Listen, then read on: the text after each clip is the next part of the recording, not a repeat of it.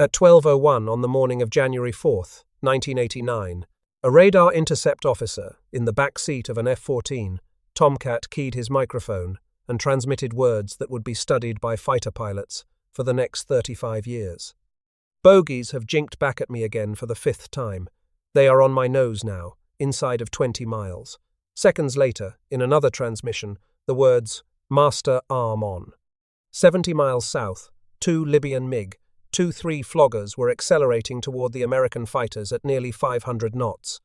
In the lead Tomcat's cockpit, the pilot was mid-transmission, trying to raise the carrier's air warfare commander for authorization to fire. He never got through. His backseater pressed the trigger anyway. The first missile streaked off the rail and into the Mediterranean sky. It missed. The second missile fired moments later. It also missed.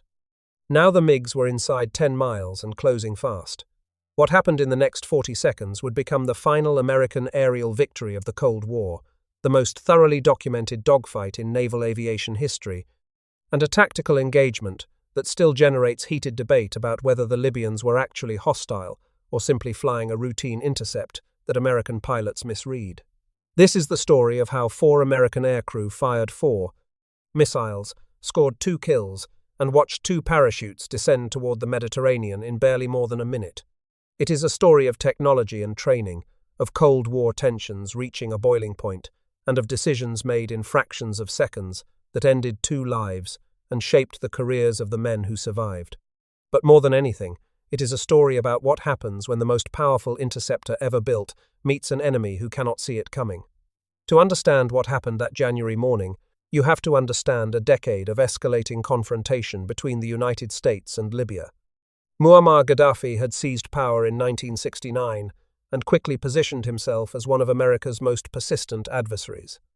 In 1973, he drew an imaginary line across the Gulf of Sidra at latitude 32 degrees, 30 minutes north, and declared everything south of it to be Libyan territorial waters.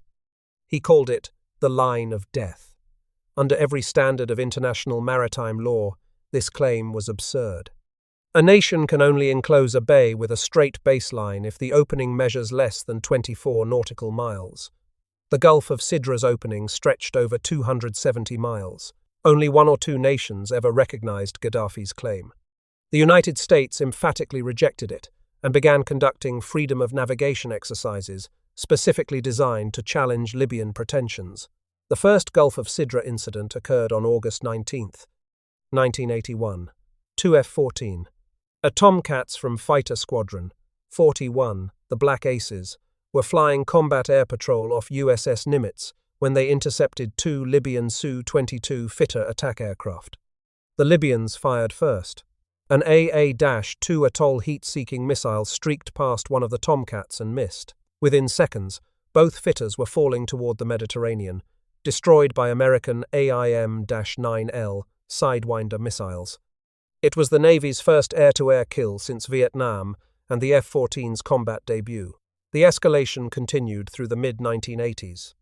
In March 1986, during an operation called Attain Document 3, Libyan forces fired SA-5 surface-to-air missiles at American aircraft operating over international waters.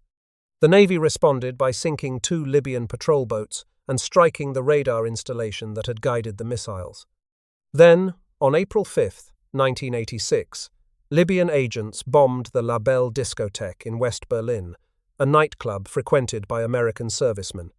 3 people died and 229 were injured, including dozens of Americans.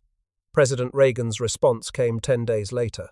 Operation El Dorado Canyon sent Navy and Air Force aircraft against targets in Tripoli and Benghazi.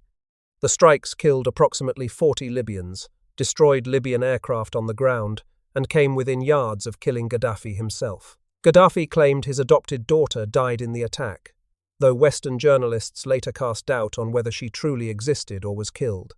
The raid established that American patience had limits, but it did not end the confrontation. Gaddafi remained in power, remained hostile, and remained determined to challenge American dominance in the Mediterranean. By January 1989, the relationship had reached a crisis point that made the previous confrontations seem almost routine. The convergence of 3 factors created an atmosphere of exceptional tension. The first factor was Lockerbie. On December 21st, 1988, Pan Am Flight 103 exploded over Scotland, killing 259 people aboard and 11 more on the ground. Among the dead were 35 Syracuse University students returning home for Christmas, dozens of American military personnel and diplomats, and the CIA's deputy station chief in Beirut. The investigation was just beginning, but American intelligence agencies already suspected Libyan involvement. They were right. Years later, a Libyan intelligence officer would be convicted of the bombing, but even without proof, the suspicion alone was enough to transform every encounter between American and Libyan forces into a potential flashpoint. The second factor was Rabta. The CIA had identified a massive complex in the Libyan desert as the largest chemical weapons production facility in the developing world. Intelligence estimates suggested the plant could produce 1 to 3 tons of nerve agents daily, once fully operational. Sarin, mustard gas. Weapons that Gaddafi had already used against Chad during his disastrous military adventures in the 1980s. American officials warned publicly that military strikes against Rabta remained an option. Media coverage of the Rabta crisis was intense that week, with major networks devoting airtime to the threat, ensuring that every American service member in the Mediterranean knew exactly what was at stake. The third factor was the transition of power in Washington. Ronald Reagan's presidency was ending. George H.W. Bush would be inaugurated on January 20th, just 16 days after the engagement. Transitions create uncertainty. Would Bush continue Reagan's confrontational approach, or would he seek accommodation? Some analysts believed Gaddafi might test the incoming administration by provoking an incident while Reagan still held power. The commander of the Kennedy battle group apparently shared this concern. He ordered special rules of engagement briefings for all aircrews before every flight in Libyan waters. It was against this backdrop of Lockerbie grief, Rabta fear, and transition uncertainty that the American aircraft that morning were Grumman F-14A Tomcats, the largest and most capable fighter ever operated from an aircraft carrier. The Tomcat was conceived in the late 1960s as the Navy's answer to a specific nightmare scenario. Soviet naval aviation had developed a new generation of long-range bombers and cruise missiles designed to overwhelm American carrier battle groups from beyond the range of existing defenses. The Navy needed a fleet defense interceptor that could race out hundreds of miles from the carrier, detect incoming threats at extreme range, and destroy them before they could launch their weapons. No existing aircraft could do this. So Grumman built one that could. The heart of the F-14 was not its twin engines or its distinctive variable geometry wings that could sweep from 20 degrees to 68 degrees depending on speed. The heart of the Tomcat was its radar. The Hughes AN/AWG-9 was the most powerful airborne intercept radar ever installed in a fighter aircraft. It could detect bomber-sized targets at ranges exceeding 150 nautical miles and track 24 targets simultaneously, while guiding missiles toward 6 of them at once. No other fighter radar in the world came close to these capabilities. The Soviet Union would not field anything comparable until the 1990s. The F-14 required 2 crew members to operate this sophisticated weapons system. The pilot in the front seat flew the aircraft and employed the weapons. The radar intercept officer in the back seat managed the AWG-9, identified and prioritized targets, calculated intercept solutions, and directed the engagement. This division of labor allowed the Tomcat to accomplish what no single pilot could handle alone. The workload of operating the AWG-9 while simultaneously flying a high-performance fighter in combat would have overwhelmed even the most experienced aviator.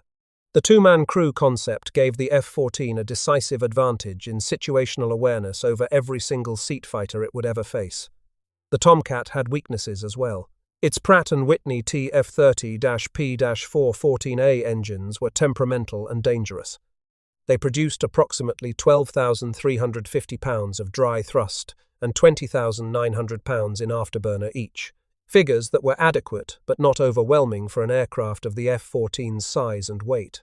More problematic was the engine's tendency toward compressor stalls at high angles of attack, a potentially fatal condition that had killed numerous Tomcat crews over the years. Secretary of the Navy John Lehman told Congress it was probably the worst engine-airplane mismatch we have had in many years. Tomcat pilots learned to manage their throttles carefully during aggressive maneuvering, a constraint that affected every engagement. The Libyan aircraft that January morning were Mikoyan Gurevich MiG-23 Floggers, a second-generation variant of the Soviet Union's primary swing-wing interceptor. The MiG-23 was a capable aircraft by the standards of its era. It could reach Mach 2.32, essentially matching the Tomcat's top speed. It carried a mix of radar-guided and heat-seeking missiles. And its single Tumansky R-35 F300 engine produced nearly 29,000 pounds of thrust in afterburner, giving it excellent acceleration. At roughly half the F-14's weight, the Flogger could accelerate impressively. Later evaluations of captured MiG-23 variants by foreign air forces found the aircraft could out-accelerate certain Western fighters under specific conditions, but the MiG-23 had a fundamental problem that no amount of engine power could overcome. It was designed as a single-seat interceptor in an era when radar technology had evolved beyond what one pilot could effectively manage. The Sapphire-23 radar in the Libyan Floggers could detect fighter-sized targets at roughly 65 kilometers on its own, with ranges approaching 85 kilometers only, when assisted by ground control, intercept guidance. This was roughly 1/4 the detection capability of the AWG-9. Export variants, like those Libya operated, often received the even more limited N003E radar, with degraded look-down capability and a scan field of 30 degrees to either side of the nose. The Libyan pilots would have to fly much closer to their targets before they could even begin to track them. And a single pilot in a MiG-23 had to simultaneously fly the aircraft, operate the radar, identify targets, and employ weapons, all tasks that the American crews divided between two highly trained specialists. Libya's air force was built almost entirely on Soviet hardware. Between 1973 and the mid-1980s, Moscow had sold Libya over $20 billion in military equipment, and some 7,600 Libyan military personnel had received training in the Soviet Union or Eastern Europe. But the relationship was fraying. Libya's humiliating losses in the 1987 Toyota War in Chad, where Chadian forces in pickup trucks had destroyed Soviet-supplied armor, embarrassed Moscow. The failure of Soviet air defenses to stop Operation El Dorado Canyon damaged Soviet military prestige. By 1989, the Soviets were reluctant to defend Gaddafi and had reportedly curtailed major arms shipments. The asymmetry was devastating. When the F-14s detected the MiGs at 72 nautical miles that morning, the Libyan radar operators on the ground could see the American fighters on their screens. But the MiG pilots themselves almost certainly could not. They were flying blind, dependent on ground controllers talking them toward targets they could not see. The Tomcat crews knew exactly where the Libyans were, how fast they were flying, and what course they were on. The Libyan pilots knew only what voices on the radio told them. The 4 Americans who would fight that engagement came from Fighter Squadron 32. The swordsman, part of Carrier Air Wing 3, embarked aboard USS John F Kennedy. The carrier had departed Norfolk, Virginia, in August of 1988 for what was supposed to be a routine Mediterranean deployment. But nothing about the Mediterranean was routine. In January 1989, 14 days earlier, on December 21, 1988, Pan Am Flight 103 had exploded over Lockerbie, Scotland, killing 270 people. The investigation was in its earliest stages, but American intelligence already suspected Libyan involvement. The grief and fury of Lockerbie permeated every briefing room and ready room in the 6th Fleet. Simultaneously, the Raptor chemical weapons crisis had reached its peak. The CIA had identified a massive facility in the Libyan desert as the largest chemical weapons plant in the developing world, capable of producing 1 to 3 tons of nerve agent daily. President Reagan refused to rule out military strikes. Media coverage of the Raptor crisis dominated the news that week. And there was a third factor that raised tensions even higher. The Reagan presidency was ending. George H.W. Bush would be inaugurated in just 16 days. The transition period created uncertainty about American policy, and some analysts believed Libyan leader Muammar Gaddafi might try to test the incoming administration by provoking a confrontation while the outgoing president still held power. The Kennedy Battle Group's commander apparently shared this concern. He believed the Raptor crisis increased the likelihood of a Libyan provocation, and he ordered special rules of engagement briefings for all aircrews before their flights. The lead F-14 that morning carried the squadron's commanding officer, Commander Joseph Bernard Connelly, with Commander Leo F. Enright Jr. in the back seat as his radar intercept officer. Enright was not Connelly's regular backseater. He was a staff officer from the Air Wing, flying as a guest RIO. This unusual crew composition would prove significant during the engagement. The wingman aircraft carried Lieutenant Hermon C. Cook III, whose personal call sign was Munster, with Lieutenant Commander Stephen Patrick Collins as his RIO. Cook was the most junior of the four crew members, just a lieutenant, but he would prove to be the most consequential. He had graduated from Texas Tech University in 1982, earned his wings, completed 2 Mediterranean deployments, and graduated from the Naval Fighter Weapons School, the legendary Top Gun program. His journey to that cockpit embodied what he would later call the everyday kid-can-do-it story. A young man from Texas who had learned to fly, learned to fight, and was about to prove himself in the most unforgiving classroom in aviation. He was 28 years old and about to become a MiG killer. Collins, his RIO, maintained a much lower public profile throughout his career and afterward. What is known is that he was a lieutenant commander, outranking his pilot by 1 grade, and that his radar work during the engagement would prove critical to their success. The 2 Tomcats had launched that morning with a reduced weapons loadout. Each carried 4 AIM-7 M Sparrow radar-guided missiles and 2 AIM-9 M Sidewinder heat seekers. The intended complement was 4 Sparrows and 4 Sidewinders each, but the jets had been scrambled before the ordnance crews could complete loading. They did not carry AIM-54 Phoenix long-range missiles. The Phoenix was typically reserved for scenarios involving Soviet bombers and cruise missiles. Against Libyan fighters, Sparrows and Sidewinders were more than adequate. Or so it seemed. The 2 Tomcats launched that morning as part of a combat air patrol protecting the Kennedy battle group as it transited eastward toward a scheduled port call in Haifa, Israel. The carrier was sailing more than 120 miles north of the Libyan coast, well clear of any territorial waters that even Gaddafi might claim. An E-2C Hawkeye airborne early warning aircraft was orbiting nearby, its powerful radar scanning the airspace for hundreds of miles in every direction.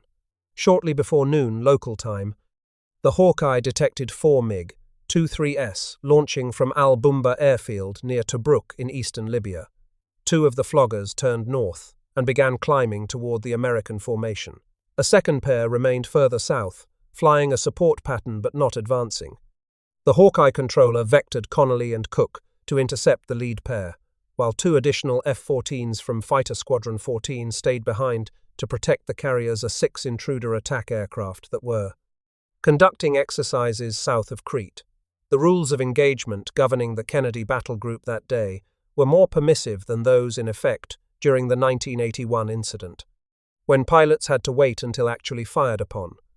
Under the revised rules, a Libyan aircraft could be declared hostile if it repeatedly turned toward an American aircraft that had attempted to disengage, establishing hostile intent without requiring an actual weapons launch. The battle group commander had briefed these rules extensively, knowing the tension in the region made confrontation likely. Enright in the lead Tomcat picked up the MiGs on his AWG-9 radar at 72 nautical miles. They were bearing 175 degrees, almost due south, at an altitude between 8,000 and 10,000 feet, flying at 420 knots. The F-14s were at 20,000 feet. The geometry was textbook. The Americans held every advantage of altitude, energy, and situational awareness. They were descending out of the sun toward targets that could not see them. What happened next has been debated ever since. The Pentagon later claimed the F-14s performed 5 separate avoidance maneuvers, turning away from the approaching MiGs to demonstrate non-hostile intent. Each time, the Libyans turned back onto an intercept course and accelerated. The official narrative portrayed the American pilots as reluctant warriors who did everything possible to avoid a fight before finally firing in self-defense. This narrative fit the requirements of international law and domestic politics. It justified the kills and absolved the crews of any suggestion they had been trigger-happy. But interviews with other Navy pilots and Top Gun instructors told a different story. Some characterized the American turns as standard intercept maneuvers, not genuine attempts to disengage. A fighter pilot approaching a potential adversary does not fly straight at him. He maneuvers to maintain a tactical advantage, to keep the sun behind him, to position himself for an optimal weapons solution. These maneuvers might look like avoidance on a radar display. They were not. The AWG-9 radar display had a known quirk that could make gradual course changes by approaching aircraft appear more aggressive than they actually were. The display used what pilots called a windshield wiper pattern that could introduce artifacts when the displaying aircraft maneuvered. What looked like a hostile turn-in might have been nothing more than a flogger flying a steady intercept vector while the Tomcat jinked. Representative Les Aspin, chairman of the House Armed Services Committee, received classified briefings on the incident and concluded that the Libyan turns were too slight to be considered hostile. He later told reporters that the administration had inaccurately portrayed standard intercept maneuvers as avoidance. In private, Aspin was even more pointed.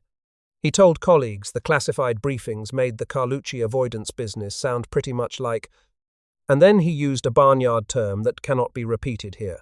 What is certain is that the F-14s deliberately descended from 20,000 feet to 3,000 feet during these maneuvers.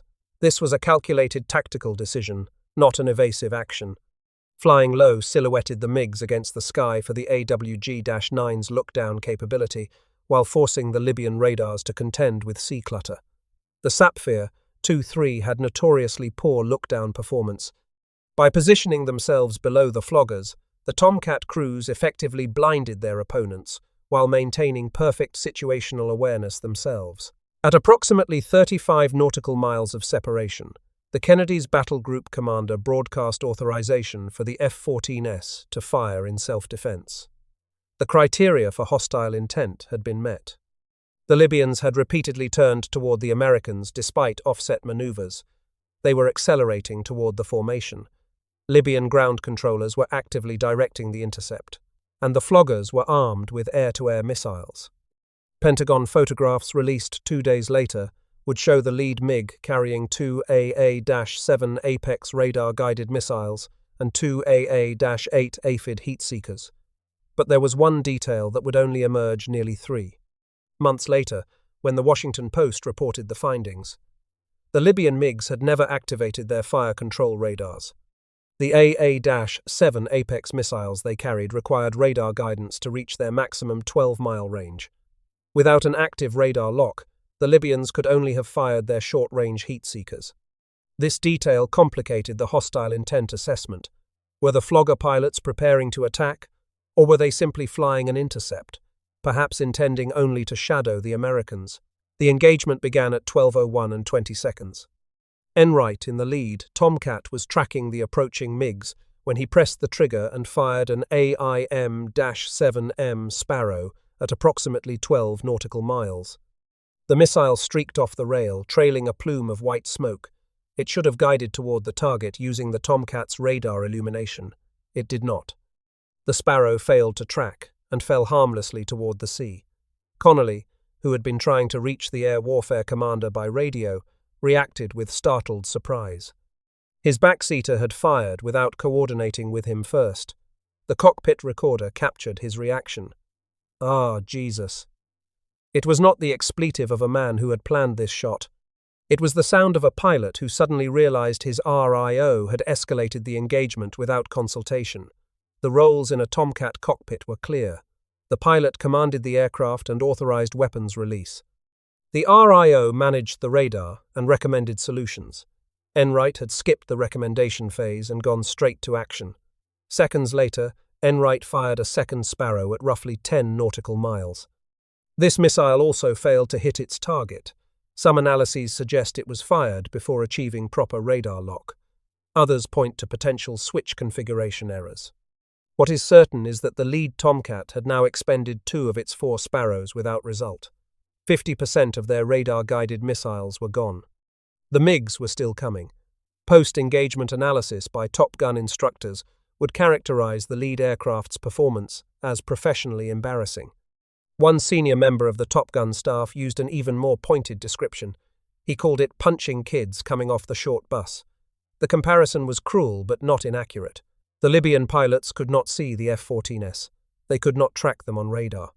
They were flying blind toward an enemy who had detected them at 72 miles and was systematically maneuvering into an optimal firing position. And yet the lead American crew had missed twice. But the engagement was not over. With the MiGs now inside 6 nautical miles and closing fast, the F-14s executed a defensive split. Connelly's aircraft turned left. Cook's aircraft turned right. Both Libyan Floggers turned left, pursuing the wingman. This was either a tactical error by the Libyans or evidence that their ground controllers could only track one American aircraft. Either way, it was a fatal mistake. By splitting, the Tomcats had created an impossible geometry. If the Libyans pursued one, they exposed their tails to the other. Cook and Collins in their Tomcat now had a MiG-23 pointed directly at them.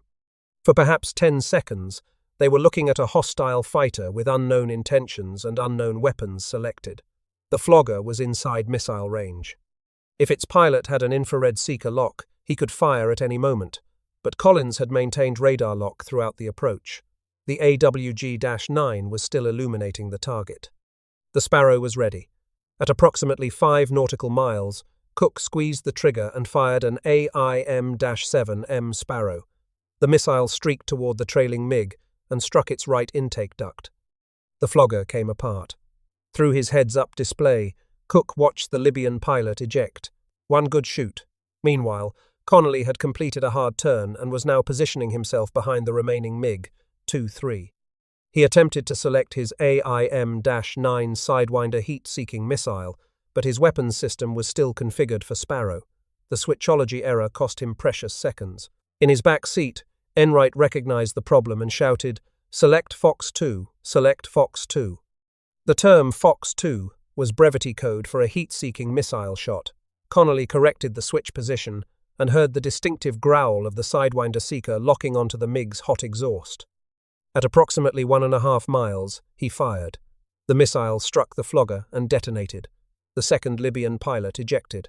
Moments later, the American crews transmitted confirmation of the kills and reported 2 parachutes descending toward the sea. The entire shooting phase had lasted approximately 75 seconds. 4 missiles fired, 2 kills scored, 2 parachutes observed. The last American aerial victory of the Cold War was complete. The aftermath unfolded rapidly on multiple continents. According to military accounts, President Reagan was notified in the early morning hours by Lieutenant General Colin Powell, his national security advisor. It was the middle of the night in Washington, but the news could not wait. American aircraft had killed Libyan pilots for the first time since 1986. The implications for regional stability, for the ongoing Rabta crisis, and for the presidential transition were enormous. Defense Secretary Frank Carlucci held a Pentagon press conference, declaring the engagement self-defense and emphatically denying any connection to plans against the Rabta chemical weapons plant. The Kennedy was 600 miles from Rabta when the fight occurred, he emphasized. This was not a prelude to strikes on Libya's chemical weapons capability. It was a routine combat air patrol that had been forced to defend itself against hostile aircraft.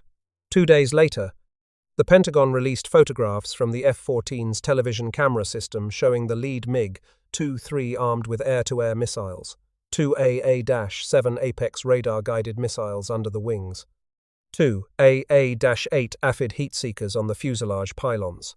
The images were grainy but unmistakable. This was a direct rebuttal to Libyan claims that the Floggers were unarmed reconnaissance aircraft engaged in a peaceful training mission. Whatever the Libyan pilots intended, they had been armed for combat. Gaddafi's response was predictably theatrical. He called the shootdown American terrorism and demanded a United Nations emergency session. He blamed Washington for aggression against a peaceful nation. He conveniently ignored the Lockerbie bombing, the Rabta plant, and 8 years of Libyan provocations. His propaganda apparatus worked overtime to cast Libya as a victim of superpower bullying. But the Soviet response was notably muted. Foreign Minister Eduard Shevardnadze said only that the incident had poisoned the atmosphere at a chemical weapons conference opening that week in Paris. Moscow stopped well short of the aggressive condemnation it had issued after the 1986 bombing raids. The Soviets were tired of Gaddafi. They had poured billions into his military and received nothing but embarrassment in return. Chad, El Dorado Canyon. Now this. The Kremlin was not going to risk its improving relationship with Washington to defend a dictator who kept getting his aircraft shot down. Some analysts suspected Gaddafi had deliberately provoked the confrontation. The fact that both pilots ejected successfully suggested they knew they might be shot down and were prepared for it. Some Western intelligence analysts believed the Libyans had intentionally sacrificed 2 aircraft to generate international sympathy before the Paris Chemical Weapons Conference. 2 dead pilots and 2 destroyed jets were a small price for a propaganda victory. Representative Aspin offered one of the most provocative assessments, suggesting to reporters that 2 aircraft was a cheap price for Gaddafi to pay in exchange for hearing outpourings of support from sympathetic nations. The identities of the 2 Libyan pilots have never been publicly confirmed. American surveillance assets monitored them receiving intercept vectors from ground controllers throughout the engagement, but their names and unit designations remain unknown in Western sources. Both men ejected successfully, and their parachutes were observed opening. But whether they were recovered by Libya or lost at sea has never been definitively established. The 4 American crew members returned to heroes' welcomes, though their names were initially withheld from public reports due to terrorist security concerns. For several years, their identities remained classified. Gaddafi had a long memory and a demonstrated willingness to sponsor attacks against Americans. The Navy was not going to put targets on the backs of the pilots who had humiliated him. When the names eventually emerged, the disparity in recognition between them told its own story about the Navy's internal assessment of the engagement. Lieutenant Hermon Cook, the junior wingman pilot who scored the first kill with a single well-placed Sparrow, was named Atlantic Fleet Pilot of the Year for 1989. He received the Distinguished Flying Cross with Combat Distinguishing Device, the Combat 5, that denotes valor in action against an armed enemy. The award citation recognized his skill under pressure, his precise weapons employment, and his contribution to a successful engagement against hostile forces. Commander Connelly, the squadron commanding officer who scored the second kill but only after 2 embarrassing misses by his backseater, received no comparable individual recognition. His name appears in the histories, but the accolades went to his junior wingman. In the fighter community, this spoke volumes. The man who scored the clean kill got the trophy. The man who fumbled twice before getting his shot did not. The disparity reflected more than just missile employment statistics. It reflected the Navy's judgment about crew coordination, about cockpit resource management, about the relationship between pilot and RIO. Connelly and Enright were not a regular crew. They had not trained together extensively. Enright's decision to fire without coordinating with his pilot created problems that nearly cost them the engagement. Cook and Collins, by contrast, functioned as an integrated team. They communicated, they coordinated, and when the moment came, they performed flawlessly. Cook served approximately 8 years on active duty before transitioning to the Naval Reserve, where he flew F-14S and later F/A-18 Hornets, with reserve squadrons at Naval Air Station Dallas-Fort Worth. His career spanned the transition from the Tomcat to the Hornet, from the Cold War to the War on Terror. He flew fighters for 2 decades and accumulated 430 carrier landings and more than 3,500 flight hours. He retired in March 2002 as a commander and commanding officer of Strike Fighter Squadron 201, his final command. After his Navy career ended, Cook became an international captain for Delta Airlines, flying wide-body jets on long-haul routes across the globe. He transitioned from ejection seats and afterburners to cruise control and passenger announcements, but he never stopped talking about what happened that January morning. He gave presentations at aviation museums and air shows, sharing the story of how an everyday kid from Texas found himself in an F-14 cockpit with a MiG-23 on his nose. He became a spokesperson for a generation of naval aviators, living proof that extraordinary things could happen to ordinary people who trained hard and stayed ready. Connelly and Enright both later retired as captains, reaching the O-6 rank that represents the pinnacle of a successful naval aviation career. Neither achieved flag rank, but both completed distinguished careers that extended well beyond that January morning. Their names appear on the dedication plaque at the Smithsonian, forever linked to the aircraft they flew into history. Collins maintained a far lower public profile throughout his career, and afterward. His name appears in the official records, credited with half of the first kill alongside Cook, but he gave few, if any, public interviews. Some naval aviators are comfortable with fame. Others prefer to let their logbooks speak for themselves. Collins appears to have been the latter kind. The aircraft themselves had different fates, reflecting both the significance of the engagement and the eventual retirement of the Tomcat from naval service. Connelly and Enright's Tomcat, Bureau Number 1, 59610, was later remanufactured as an F-14D, receiving new General Electric F-110 engines, upgraded avionics, and enhanced weapons capability. The transformation changed its character. The jet that had been built as a fleet defense interceptor became a precision strike platform capable of delivering laser-guided bombs with pinpoint accuracy. The aircraft served with Fighter Squadron 31, which deployed to Afghanistan during Operation Enduring Freedom and to Iraq during Operation Iraqi Freedom. The Tomcat that had killed a MiG-23 inches 1989 continued flying until the type's retirement. Different era, different mission. The same airframe. When the Navy retired the F-14 Tomcat in 2006, Bureau Number 1, 59610 was selected for preservation at the Smithsonian Institution, the nation's premier repository of aviation history. On September 30, 2006, the aircraft was formally unveiled at the Stephen F. Udvar-Hazy Center in Chantilly, Virginia.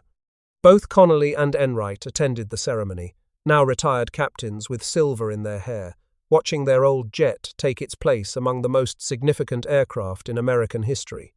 The Tomcat hangs today in the vast hangar alongside the Space Shuttle Discovery, the Enola Gay, and dozens of other aircraft that changed the course of aviation. Thousands of visitors walk beneath its wings every year. A small placard tells the story of January 4, 1989, for those who take the time to read it. Cook and Collins aircraft, Bureau Number 1, 59437, followed a different path. After the engagement, it returned to operational service and continued flying Mediterranean deployments with Fighter Squadron 32. It accumulated more hours, more traps, more missions. When the Tomcat's retirement finally came, the aircraft was flown to the Aerospace Maintenance and Regeneration Facility at Davis-Monthan Air Force Base in Arizona, the famous Boneyard. But this jet was not consigned to the scrap heap. It was set aside, carefully preserved, reserved for potential museum placement. Some have suggested it might eventually be displayed aboard a future USS Kennedy museum ship, reuniting the MiG killer with the carrier from which it flew. For now, it waits in the desert, its future uncertain, its past secure in the annals of naval aviation history. The engagement raised questions that have never been fully answered. What mission were the Libyan MiGs actually flying? Were they attempting to attack the American formation, or simply running an intercept that escalated beyond their control? The fact that they never activated their fire control radars suggests they may not have been preparing to fire. But the fact that they repeatedly turned back toward the F-14s, despite American offset maneuvers, suggests something more than a routine shadow mission. American intelligence analysts puzzled over the engagement for months. Afterward, the Libyan ground controllers had maintained radio contact with the MiG pilots throughout the approach, feeding them vectors and altitude calls. But what instructions were they given? Attack the Americans? Shadow them? Provoke them into firing first so Libya could claim victimhood? The transcripts of those communications, if they exist in Libyan archives, have never been released. The controllers themselves have never spoken publicly. Whatever orders the Flogger pilots received, they took to their graves or to the sea. Some historians have argued the Libyan pilots were following ground controller instructions without fully understanding the tactical situation. The MiG-23's radar could not see the F-14S at the ranges involved. The Flogger pilots may have been flying essentially blind, trusting voices on the radio to guide them toward contacts they could not detect. When the Sparrows started flying, they had perhaps 3 seconds to react before missiles traveling at Mach 4 closed the remaining distance. Others have suggested the Libyans intended to fire first but were simply too slow. The AA-7 Apex missile required several seconds of radar lock before launch. If the Flogger pilots were trying to acquire the Tomcats on their own radars, they may have been killed before they could complete the lock. and some analysts, including Representative Aspin, believed the entire confrontation was manufactured by Gaddafi for political purposes. A dictator under pressure from chemical weapons, sanctions might sacrifice 2 pilots and 2 aircraft to cast himself as a victim of American aggression. The ejections suggested the pilots knew what was coming. Perhaps they had been ordered to fly provocatively but not to actually engage, knowing they would be shot down and hoping to survive. The truth may never be known. But the tactical lessons were clear. The F-14 Tomcats' combination of crew coordination, advanced radar, and long-range missiles gave it an overwhelming advantage against any single-seat fighter with inferior sensors. The Libyan MiGs were essentially blind throughout the engagement. They could not see the Tomcats until it was far too late. They could not evade missiles they never knew were coming. And they could not coordinate effectively, because a single pilot handling everything simply could not match a 2-man crew that divided the workload. The engagement also demonstrated the importance of training. Cook and Collins performed flawlessly under pressure, maintaining radar lock, selecting the right weapon, and firing at the optimal moment. Connelly and Enright made mistakes that could have been disastrous. The first 2 Sparrows missed for reasons that remain unclear, though some analyses suggest improper switch settings or firing without proper lock-on. The switchology fumble with the Sidewinder cost precious seconds that could have allowed the second MiG to escape, or even to counterattack. That it did not was due to the Tomcat's speed advantage and the Flogger pilot's inability to see what was happening behind him. The engagement marked the end of an era. It was the last American air-to-air victory before the Gulf War would begin 2 years later. It was the final chapter in a decade of confrontations between the Reagan administration and Gaddafi that had begun with the first Gulf of Sidra incident in 1981 and had included the bombing of Libya in 1980. 6. And it was the last time the F-14 Tomcat would fire its weapons in anger until the aircraft evolved into a precision strike platform for the conflicts that followed September 11, 2001. The 4 Americans who flew that morning went on with their lives. Cook became an airline pilot. Connelly and Enright continued their naval careers and eventually retired as captains.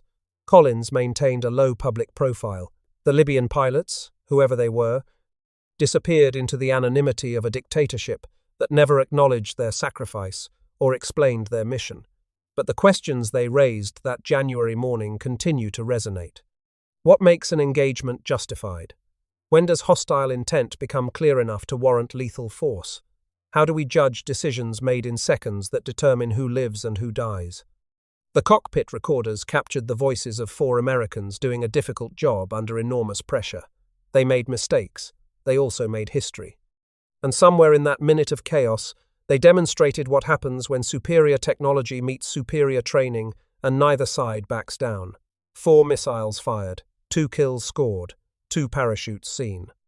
The last air battle of the Cold War ended before most of its participants fully understood what had happened. And 3.5 decades later, the questions it raised remain as relevant as ever. What were those Libyan pilots trying to do? Who gave them their orders? Did they understand what they were flying into? We may never know, but we know what the 4 Americans did when the moment came. They made their decisions. They employed their weapons. They watched 2 men float down toward a sea that may or may not have given them back. And then they flew home to a carrier that was already preparing for the next crisis, the next confrontation, the next moment when everything would depend on the choices made in seconds. That is how wars are won and lost.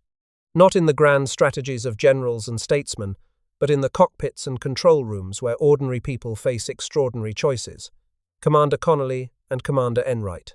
Lieutenant Commander Collins and Lieutenant Cook. They were not heroes in the classical sense. They were professionals doing their jobs, making decisions under pressure, living with the consequences. The aircraft they flew that day now sits in a museum, its missiles empty, its radar silent.